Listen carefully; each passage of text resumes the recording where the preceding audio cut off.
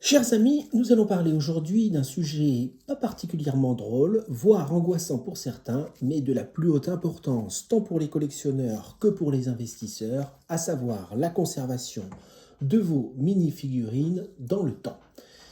N'oubliez pas de vous abonner à cette chaîne car cette vidéo est la première d'une série consacrée à la conservation préventive des mini-figurines.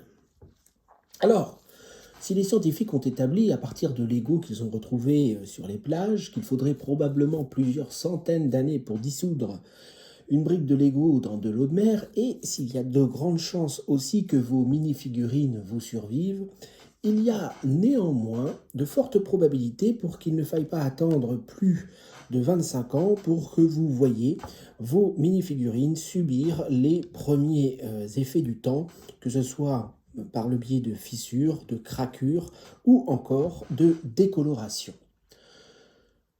Nous allons voir que ce phénomène est quasi inéluctable, mais que vous pouvez, et c'est la bonne nouvelle, le retarder et surtout ne pas l'accélérer en adoptant des bonnes pratiques dans la conservation de vos mini-figurines.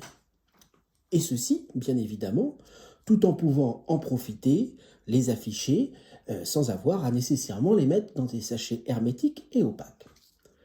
Tout d'abord, commençons par rappeler que cette problématique du vieillissement des mini-figurines n'est pas propre à Lego. Il est commun en réalité à tous les plastiques qui appartiennent à la famille des polymères. Les musées d'art contemporain, ayant des collections avec des œuvres d'art en plastique, ont été les premiers à identifier le problème et à s'intéresser aux méthodes de conservation préventive. D'après certaines études qui ont été faites, les conservateurs des musées ont constaté que les premières dégradations apparaissaient à peu près entre 5 et 25 ans à partir de la création de l'œuvre. Pour certaines œuvres, la dégradation a été rapide, pour d'autres lente. Pour certaines, les effets ont été mineurs, pour d'autres, l'œuvre a été quasiment réduite à l'état de poussière. Sachant que les premières mini-figurines Star Wars ont été produites en 1999, soit un peu plus de 20 ans, cela veut dire que nous allons rentrer dans une période où les premières figurines Star Wars vont commencer à se dégrader de façon visible. Nous allons donc avoir de plus en plus de mini-figurines produites entre 1999 et 2010, jaunies, craquées, fissurées. Ce qui veut dire que la question de la conservation des mini-figurines les plus anciennes va devenir une question centrale dans le monde des collectionneurs et des investisseurs. Il n'est pas impossible d'ailleurs que nous soyons à l'aube d'une épidémie soudaine de mini-figurines fissurées ou craquées. Les musées ont en effet constaté que les polymères peuvent être en apparence extrêmement stables pendant plusieurs années, mais qu'ils peuvent subir des dégradations subites et très rapides. Ils ont par exemple pu identifier que certains mécanismes d'oxydation, par exemple, créent à l'intérieur de la chaîne du polymère des radicaux libres, et ces radicaux libres produisaient des réactions en chaîne extrêmement rapides, se propageant éventuellement à l'intégralité de la pièce en plastique. Aucun collectionneur donc ne va pouvoir faire l'impasse sur cette question. Dès lors que vous vous inscrivez dans une échelle de temps se comptant en dizaines d'années, c'est inévitable. Et bien sûr, nous, collectionneurs, nous nous inscrivons non pas en jours ni en semaines, mais en années et en dizaines d'années. Et on ne peut pas contourner les lois de la chimie et de la physique. Vous ne pourrez pas arrêter le temps. La seule et unique chose que vous pourrez faire, c'est de retarder les effets du vieillissement et ne pas les accélérer. Ceci étant dit, ce qu'il faut savoir, c'est que tous les polymères ne se dégradent pas à la même vitesse ni de la même façon. Et tous ne réagissent pas de la même manière à leur environnement. On sait que certains polymères se dégradent en présence d'autres matières, d'autres sont sensibles à l'humidité, d'autres particulièrement sensibles aux UV et d'autres enfin particulièrement sensibles au stress mécanique et se rayent par exemple facilement. En fait, tout dépend du polymère et de l'environnement dans lequel il est conservé. Mais, et c'est important, il ne faut pas oublier non plus les adjuvants et les additifs qui ont pu être incorporés au polymère. Parmi les adjuvants, on va retrouver les colorants, les pigments, mais aussi tout un tas d'adjuvants qui peuvent être mis par Lego dans les mini-figurines, ceux qui servent à absorber les UV, les anti-chocs, les lubrifiants, les stabilisateurs de lumière, les antioxydants, les plastifiants. Donc, il n'y a pas que le polymère, il y a aussi tous ces adjuvants. Donc la première chose à faire est de connaître le type de polymère qui est utilisé et le type d'adjuvant qui a été ajouté au polymère pour fabriquer la mini-figurine que l'on souhaite conserver, et ce afin de pouvoir prendre les bonnes mesures. Et c'est là malheureusement que les choses se compliquent. Le problème, c'est qu'en réalité, Lego ne donne aucune information très précise dans ses notices sur les polymères utilisés et les adjuvants incorporés. On sait que Lego utilise différentes résines de polymères et différents adjuvants en fonction des pièces qu'il fabrique. Et pour certaines pièces, c'est évident, pour d'autres, c'est un peu plus compliqué. Prenons par exemple ces différentes mini-figurines. À l'évidence, déjà, elles n'ont pas les mêmes couleurs. Donc, si elles n'ont pas les mêmes couleurs, ce ne sont pas les mêmes adjuvants. On peut également constater que les mini-figurines n'ont pas toutes les mêmes propriétés mécaniques. Si je prends par exemple les cornes de cette mini-figurine et que j'appuie légèrement dessus, je sens que c'est très souple. Si je prends par exemple les cheveux de celle-ci, c'est extrêmement dur. Donc ce n'est pas le même polymère. Et c'est par exemple vrai également pour cette mini-figurine qui est extrêmement souple. Vous voyez, les petites cornes devant peuvent facilement bouger. Et bien évidemment, par exemple, ces ailes, de façon évidente, c'est encore un autre polymère. Différentes couleurs, différentes propriétés physiques, ça veut dire que nous sommes en présence de différents polymères et nous sommes en présence également de différents adjuvants. Il faut savoir par exemple, et on le sait de façon certaine, que certains adjuvants qui avaient par exemple été utilisés pour le brun rouge, je crois, que l'on retrouve notamment chez les BARC Troopers, les ARF Troopers, a provoqué des épidémies de bras cassés, de bras fissurés, parce que cette couleur, l'adjuvant qui était ajouté, provoquait et faciliter les fissures. Alors Lego d'ailleurs avait reconnu le problème et avait pris des mesures curatives. Mais ce qui veut dire, encore une fois, que bien évidemment, l'adjuvant est extrêmement important. Alors, en réalité, on sait donc peu de choses.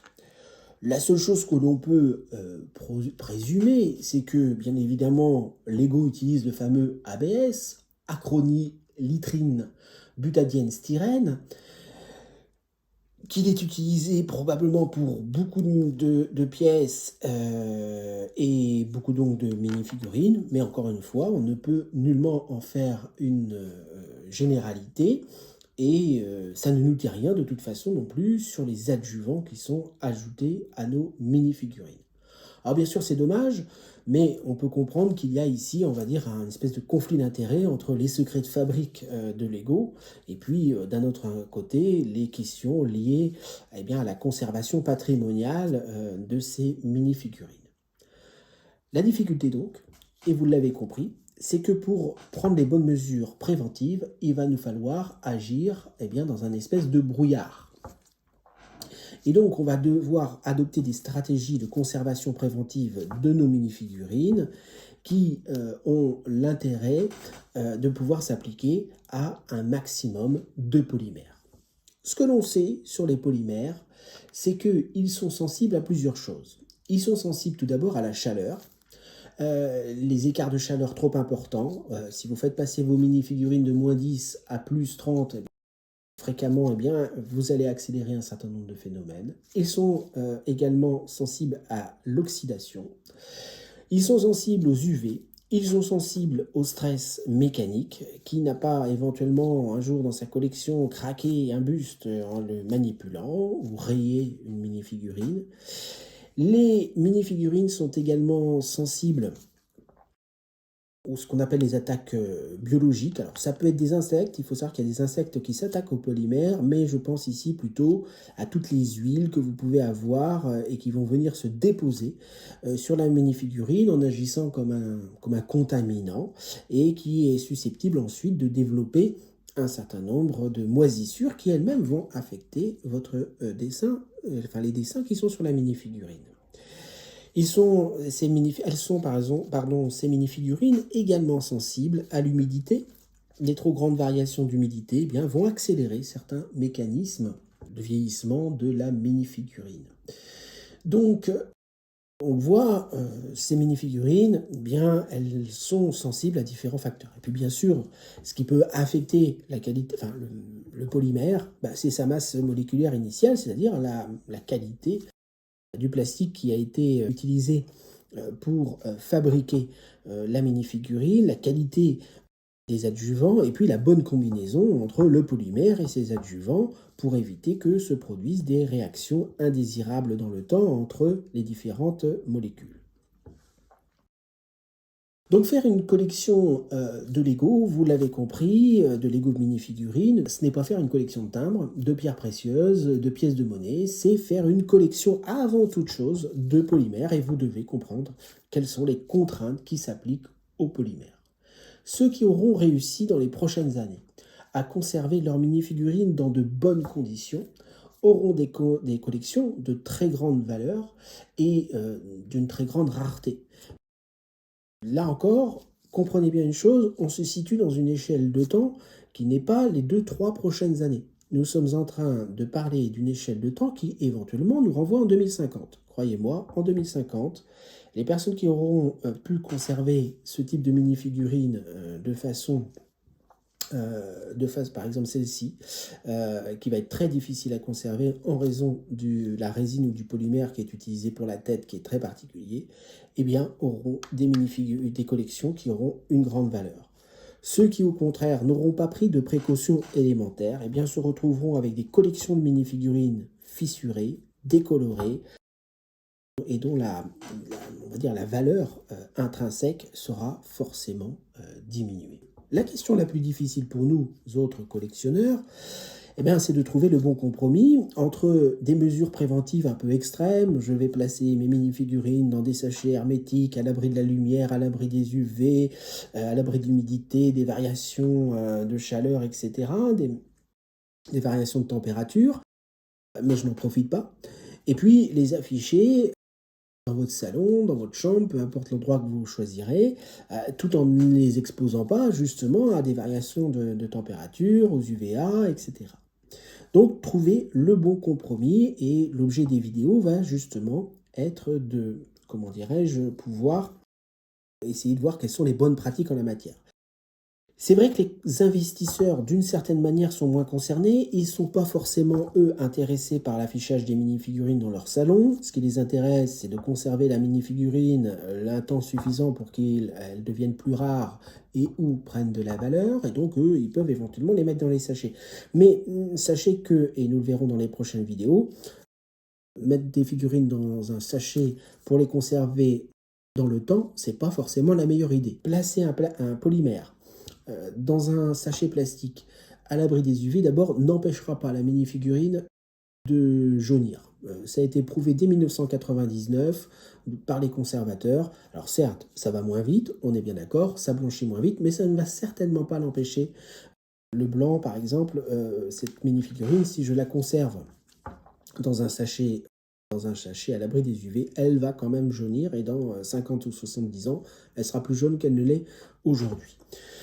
La deuxième chose, c'est que, par exemple, les mettre dans des sachets, c'est pas forcément la meilleure idée parce que les conservateurs ont constaté que lorsqu'ils l'ont fait pour certains plastiques, eh bien, en fait, comme il se produit nécessairement des réactions chimiques, eh bien, avec les polymères dans le temps, si vous les mettez dans un... Et donc, il y a des dégagements, on va dire, de vapeur, enfin, pas de vapeur, des dégagements chimiques, eh bien, si vous mettez ça dans un espace non aéré, vous créez une espèce de petite marmite et votre mini-figurine va mariner dans des émanations qui vont accélérer le phénomène. Donc on va voir justement comment on évite tous ces problèmes dans les prochaines vidéos. Voilà, encore une fois, n'oubliez pas de vous abonner. Cette vidéo n'est qu'une vidéo introductive à la question de la conservation des mini-figurines et j'espère que je pourrai ainsi partager avec vous le fruit de mes recherches dans ce domaine.